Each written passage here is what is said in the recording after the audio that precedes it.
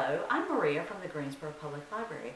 Today I'd like for us to look at some jewelry crafts that you can do at home.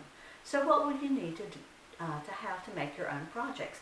First, you'll need some beads. There are all kinds of beads available. There are wooden beads, some are painted, some are natural color. There are plastic beads.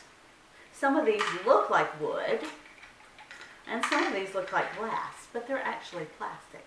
And then there are glass beads available as well in different colors and sizes. You can also find some metal pieces, some charms, bells, bottle caps. And then you can use some non-traditional supplies. You might try buttons, or I love to do this, seashells. You might have some of these things around the house that would make some beautiful jewelry. If you don't like the idea of more traditional jewelry, you can shop in other departments of your store. How about hardware? These washers come in different sizes, and they will make neat jewelry. You might try the pop tabs from your sodas. You might find some cool things in the fishing and sporting goods department. These are something you use to make a fishing lure. And there's always office supplies, paper clips in different colors, safety pins, all those things. Your imagination is your only limit. So if you have beads or something to put on your jewelry, then of course you're going to need some type of cord. So there's lots of choices available. This beautiful yarn would be a nice choice. You could use the silky satin cord. You might want to use a leather string. You could buy hemp type cords. Here's some more traditional craft type ribbon. You could use paracord. You might use a wire. This flexible wire is called tiger tail. It's made for jewelry. And then there's more of a thicker, stiffer type wire. It comes gold, silver, copper. But the best thing to use for the project we're going to make today is a stretchy cord. This is called Stretch Magic.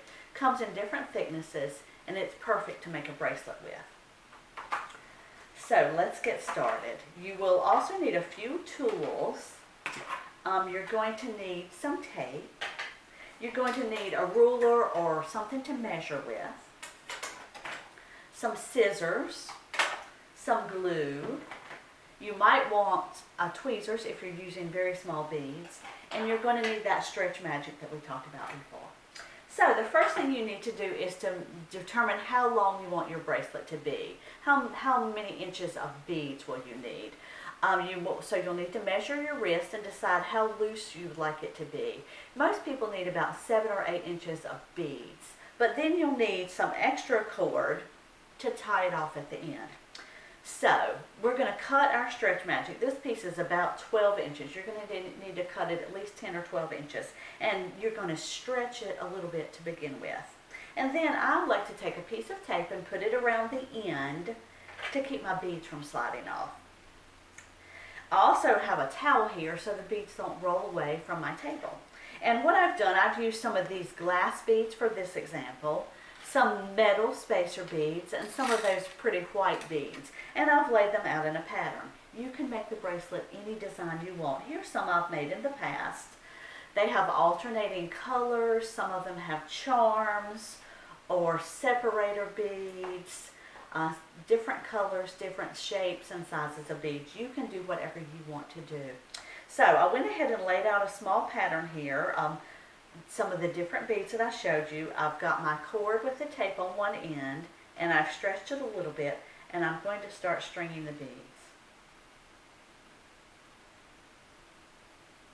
There we go. So I'm making a pattern of my white bead, my colored glass bead, and then a silver spacer bead. But like I said, you can make it look any way you like. So I will keep stringing those until I have about 7 or 8 inches of beads, and then I'll get ready to tie it off. So earlier, I made this one with some wooden beads, and now I'm going to show you how to tie it.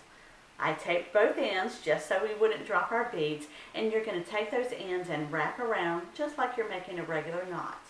Then when you get ready to double the knot or wrap it a second time, you'll take the end of your cord through that hole, and then you're going to pull it and wrap that cord through the hole another time. That way it's going to be an extra strong knot, and you're going to stretch it and pull it as tight as you possibly can. So it's very, very tight. Then you're going to take a dot of the glue. Now this is a special jewelry glue, but you could use any glue that you have at home, your school glue or whatever. You're going to put a little dot of glue on that knot that we just made, and you're going to let it dry for a while, an hour or so at least. When you're sure that it's dry, you're going to cut the ends, the extra ends of your cord off, and your bracelet will be ready to go. So, if you enjoy this jewelry craft, there are some other things you can do to take it up a notch. You can, the washers that we're talking about, you can paint those with your regular craft paints, or even some nail polish to make brighter colors or different designs. If you have glitter or sequins at your house, you can use one of these types of glues. This one's called Dimensional Magic. This is just a regular Mod Podge. You can use those with a bottle cap or a special jewelry base to add some glitter and add the special glue to make a shine. So really, the sky's the limit. Use your imagination, your own creativity, and I hope that you have fun. See you next time. Bye.